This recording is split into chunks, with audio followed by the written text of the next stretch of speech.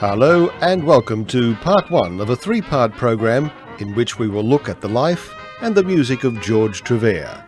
With regard to his music, in this series we will look exclusively at his output from Regal Zonophone studios in Sydney. George Trevare was active on the Australian music scene for more than 3 decades as a trombone player, arranger, composer and band leader. He was born Lionel George Trevare in Lahore, India on August 26, 1906, of Australian parents. His father, a circus bandmaster, and his mother, a trapeze artist, were on tour at the time. By the time George was christened, the family was in Mauritius. George's father was born in Adelaide of German parents named Domeyer, but had earlier changed his name to Trevare, regarding it as more suitable for show business purposes. In his History of Jazz in Australia, author Andrew Bissett says that George claimed his father was with Sousa's band when it toured Australia in 1911. The band had toured the world for some 13 months in 1910-11. George's father died in 1912, and after his mother remarried, George was taken to Fiji, where his stepfather had work, and attended St Felix's College, where he received a good education. We begin looking at his musical career by listening to his very first recording for Regal Zonophone. Whilst he had earlier been musical director for other artists, this was the first recording to be issued as George Trevare and his Australians. Firstly, we have Don't Forget to Miss Me with a vocal by Johnny Wade, and then Overcast with the vocal by Norma Francis. They recorded it on March 25th, 1943.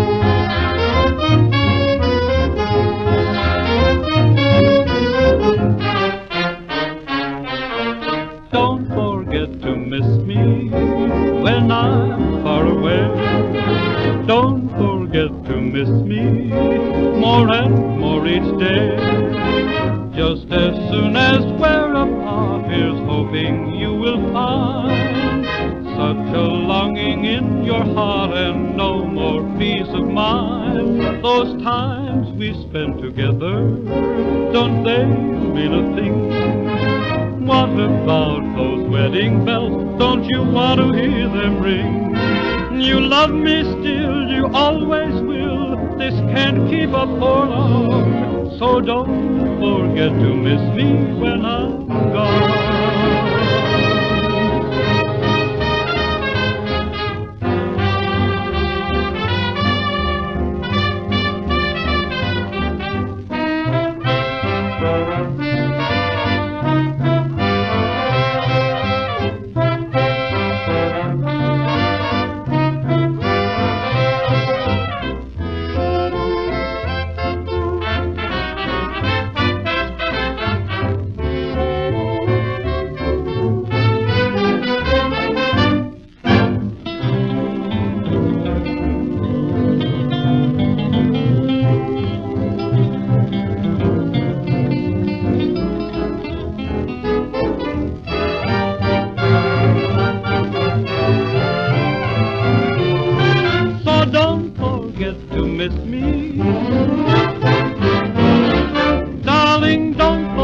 to miss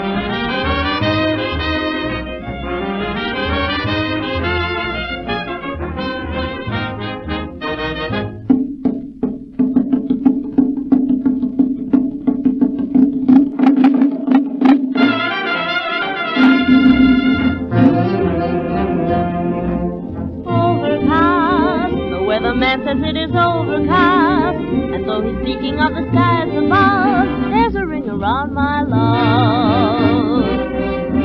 Night and day, I'm praying for the one who went away, because I know that when I have you near, every cloud will disappear. There may be blue in the heavens, sun shining over the sea, but even with blue in the heavens, somehow it always seems to be overcast. I wonder how much longer it will last. I'll walk beside you when the storm is past, then my heart will not be overcast.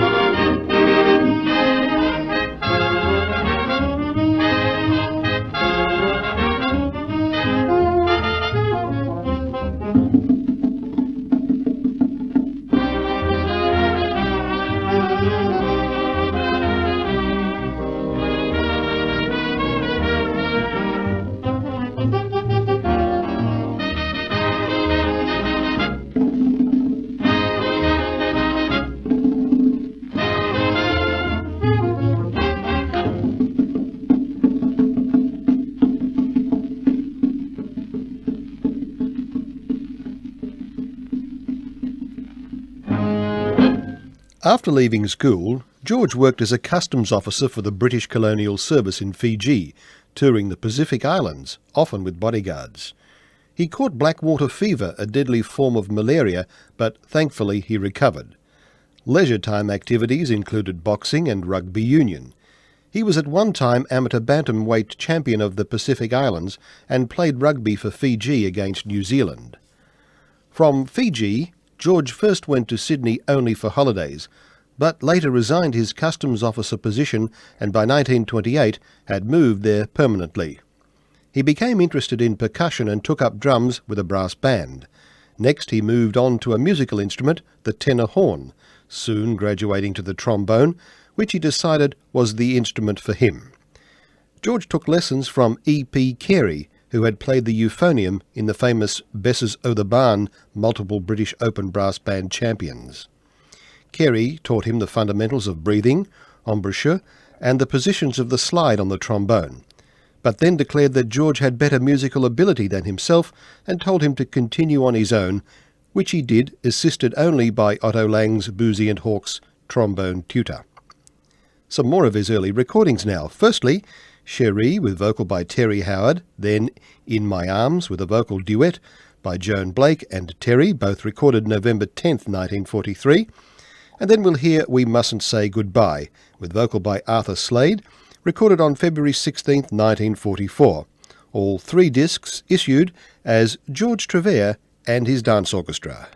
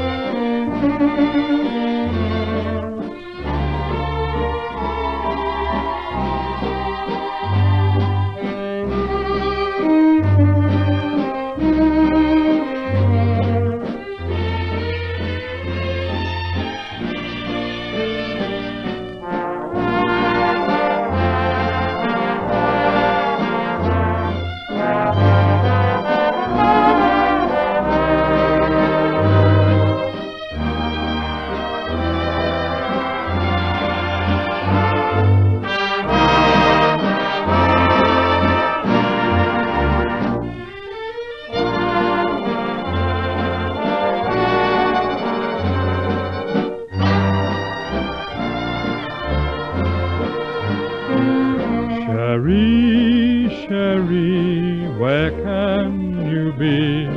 My thoughts, dear, are always of you.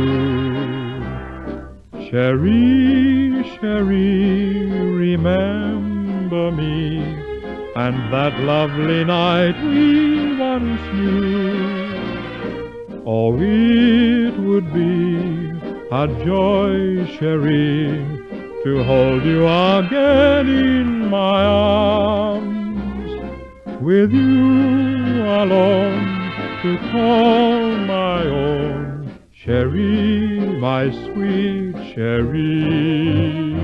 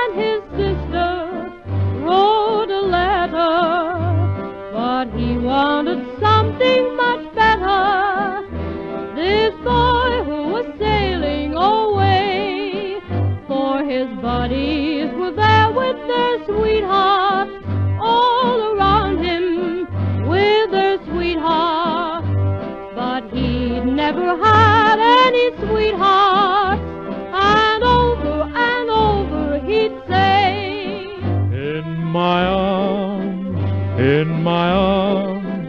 ain't I never gonna get a girl in my arms? In my arms, ain't I never gonna get a bundle of charms? Comes the dawn, I'll be gone, I just gotta have a honey holding me tight. You can keep your knitting and your purling, if I'm a-gonna go to Berlin, give me a girl in my arms tonight.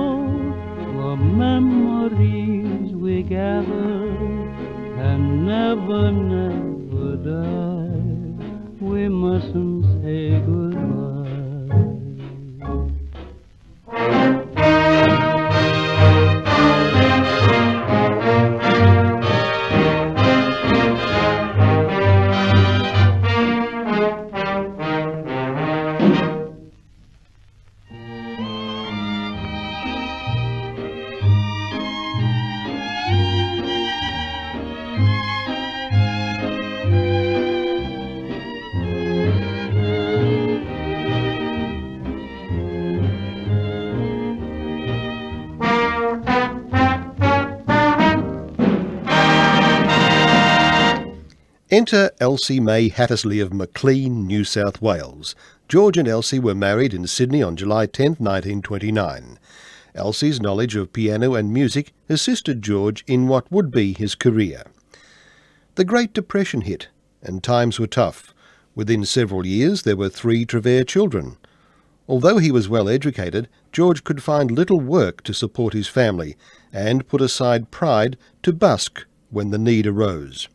He did get to play in the Leichhardt Brass Band and was in the front row on Sydney Harbour Bridge at its opening on March 19, 1932, where at close hand he saw Captain de Groot prematurely sever the ribbon, which had to be rejoined for the official cutting by Premier Lang.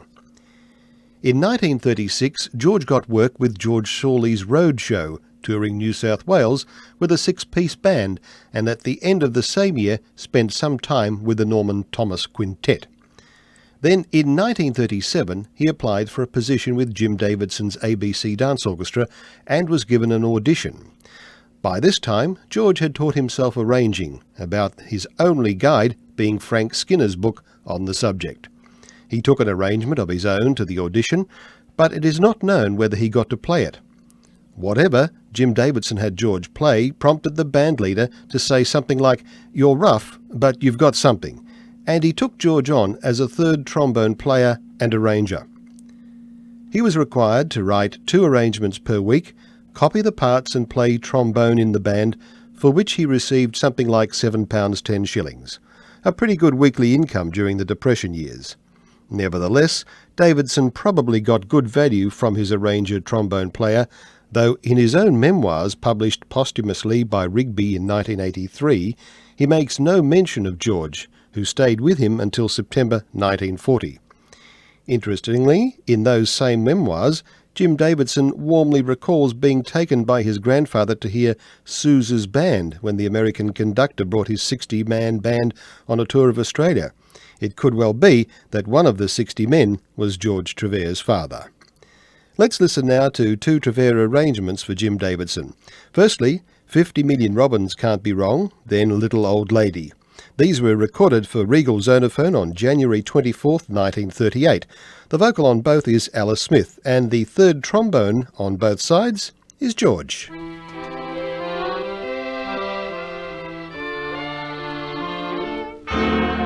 is here, la-di-da, 'cause 50 million robins can't be wrong.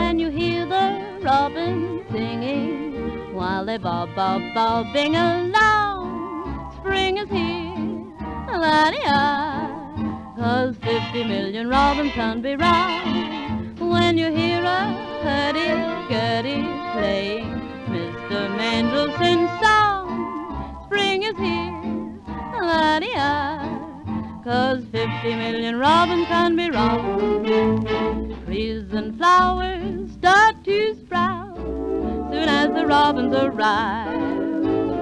Something in you wants to shout, gee, it's great to be alive if the air is filled with music while you swing, swing, swinging along. Spring is here, la-di-da, 'cause 50 million robins can't be wrong.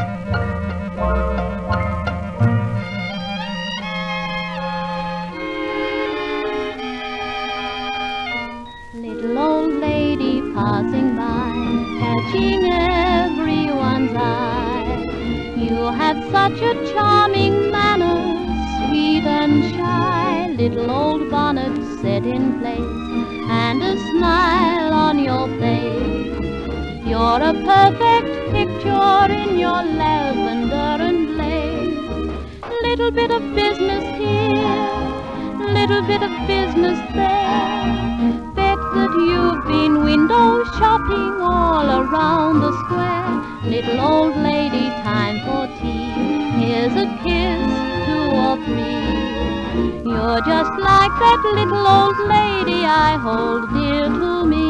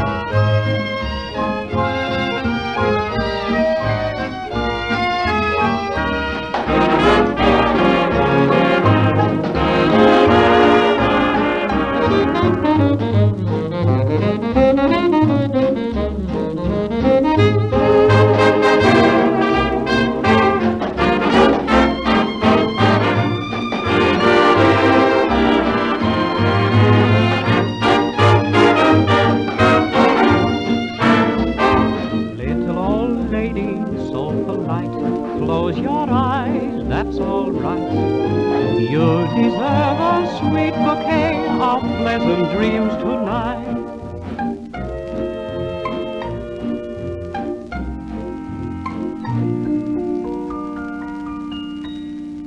After leaving Davidson, George was made an offer to join the Colgate-Palmolive Show Orchestra under leader Fred McIntosh at an improved salary. Again, he wrote arrangements, copied parts and played trombone. After certain changes to the orchestra and its leadership, George quit and joined Bert Howell at the Prince Edward Theatre, Sydney, where he got to know Johnny Wade, who played guitar and sang.